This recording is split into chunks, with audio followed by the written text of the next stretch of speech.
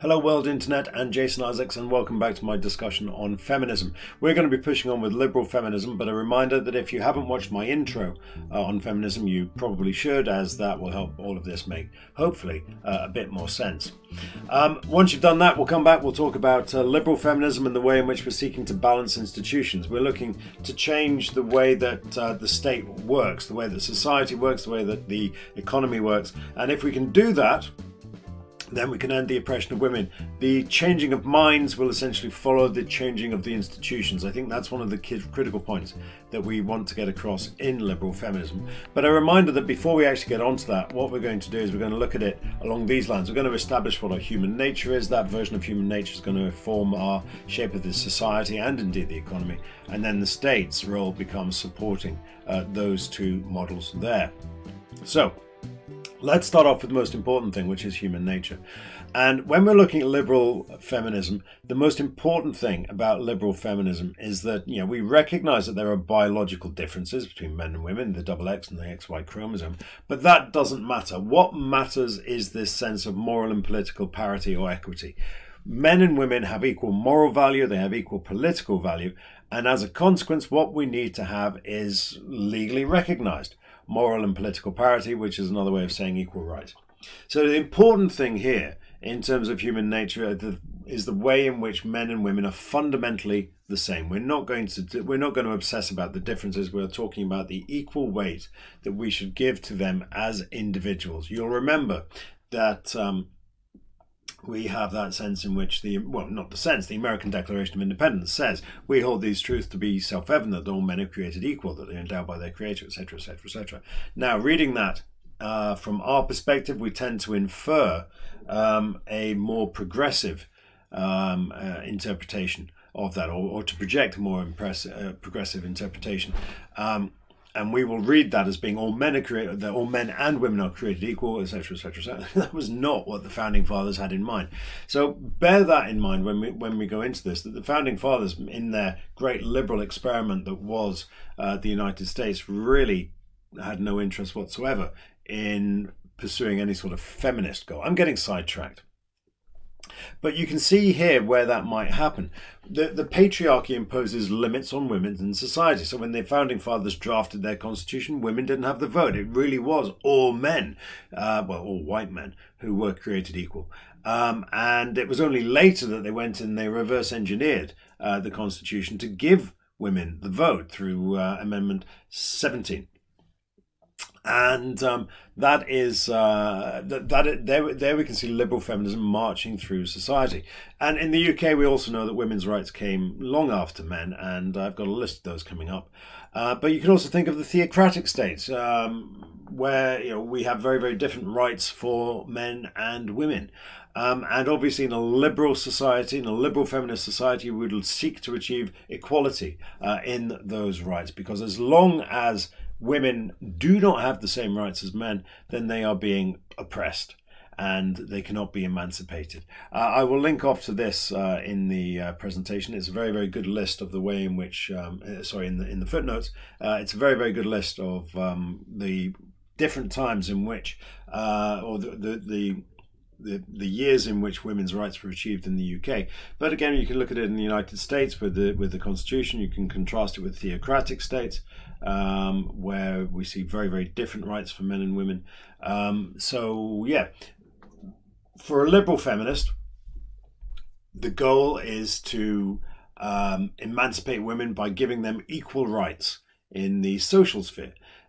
We will dismantle the patriarchy by removing those institutional areas, or those institutional imbalances where men can do some things and women can't do other things. And if we start to do that, if we tackle that, then obviously the emancipation of women, or the end of the oppression of women, will follow.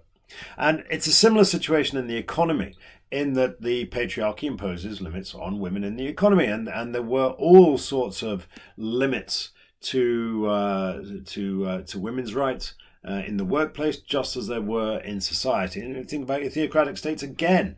Women priests only came into existence in a fairly recent environment, but there are many, many more examples of that. Bars to women operating in in the bar, so bars in the bar, or bars to operate. Actually, if you think about lawyers, there were bars against women working in the law. There were bars against women working in hospitals. You know, we still have that sense in which we've got disproportionate number of women nurses relative to women doctors. You know, why is that? Why is it that we have many more women proportionally working in nursing and than we have working as doctors? And that is a problem if you are a liberal feminist. What we want is parity in the economic sphere, so equal working rights, institutional reform, perhaps to promote women through affirmative action. But certainly we should not have any bars to women operating in the workplace. No formal things that say no, women can't be doctors, no, women can't be lawyers, no, women can't be astronauts or firefighters. And if we can dismantle those institutional problems, then again, you know, we're dismantling the patriarchy in the economic sphere. We are allowing women to express themselves. We're allowing women to do what they want. We're emancipating women, and in that sense, we are advancing the feminist cause. In terms of the state, this kind of follows that the role of the state is to identify the rights and uphold the rights, and women should have equal rights. And so the job of society, the job of the state, sorry, is to create and enforce those equal rights across the economy. Now, of course, at present, the state is dominated by men, and so we need somehow to get women into the state. And that kind of all feeds into the type of liberal that you are. You know, if you're a classical liberal, then you're going for slow and moderate change, largely through the process of education. If you are a modern or an enabling liberal, then you're looking for faster and wider change. And you might choose to achieve that through affirmative action. Either way, what we're trying to do is we're trying to emancipate women by restructuring the state. If we restructure the state, then the state can take an active role in restructuring society and, of course, the economy. Remember that little the 4 points on that particular model. Our version of human nature defines our version of society and the economy, and the state serves the very important job of supporting our social and economic models. That's about it for liberal feminism. I'm going to go on to socialist feminism because there are many significant overlaps, and I reckon I can get this one done in about 8 minutes. So in terms of socialist feminism, it kind of takes that idea that we had earlier of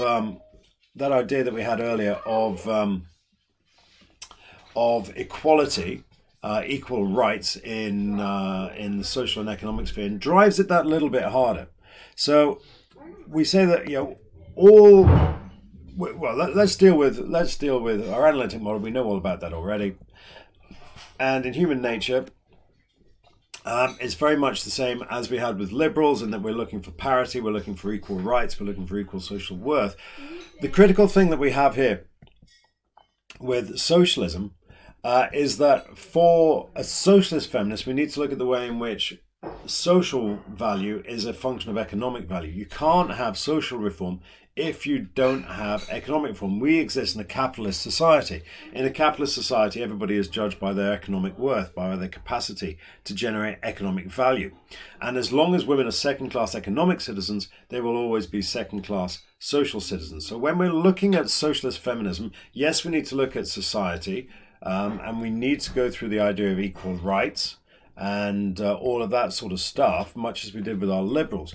But the focus here is really on the economy. And what we're arguing is that capitalism profoundly oppresses women. And if you don't believe that, then think about the way in which maternity leave, and even think of the phrase maternity leave, the suggestion that you're going on holiday to raise a child. Anyone who's been on holiday, anyone who has raised a child will know that it's nothing, not even close to a holiday. But capitalism rewards continuity of service. Capitalism rewards turning up and going to work. And so if you turn up and go to work, then you all progress like that. If somebody goes and has a child, then they're taken out of the workplace, and their colleagues and everyone, they keep moving up the ladder. And then when this person, the woman presumably, who's taken time out of work, comes back in, you know, through no fault of her own, she is materially disadvantaged by this system. So capitalism rewards continuity of service at the workplace, and taking somebody out of the workplace puts that person at a career disadvantage and profoundly penalizes the woman economically. And of course, the other point is that capitalism attaches absolutely no value to whatever is going on at home. That important business, again, of giving birth and of raising the child and of nurturing the child isn't recognized. The value of that isn't recognized in the capitalist system. Yes, okay, we have maternity packages, but that is essentially a tokenistic gesture. That's papering over the cracks. The fundamental basis being that is recognized essentially by capitalism as a cost center rather than anything that might be developing any form of economic value. So what do we need to do here? We need an economic reform that recognizes the critical reproductive role, the way in which this feeds into the wider economic model, and try to restructure our economy so that women aren't disadvantaged by the fact that only they can give birth and they have to leave the workplace to go and do that. And then we also need to attach some sort of value to the work that is done at home. In other words, as I say, the maternity and child benefits packages are welcome, but they are superficial. They're not dealing with the critical issue that all of this is not valued by capitalism. Capitalism only attaches value to work that happens in the workplace, that seems to be developing towards GDP, that seems to be developing towards economic growth. Now, obviously, in order for the economy to grow, you need the population to grow. You can't have the population suddenly stop, at which point the whole economic model grinds to a standstill. But capitalism ignores that because it's a sort of long-term issue. I'm digressing. Critical point is capitalism oppresses women, and until that particular problem is dealt with, you can't have a feminist economy. Until you have a feminist economy, you can't have a feminist society. So all of that really is tied up with this critical function of the way in which capitalism disadvantages women because it attaches no value to the critical function of raising the next generation, or giving birth to the next generation, and also then raising that particular generation, rather treating it as a cost center at which you just throw money and hope that that works.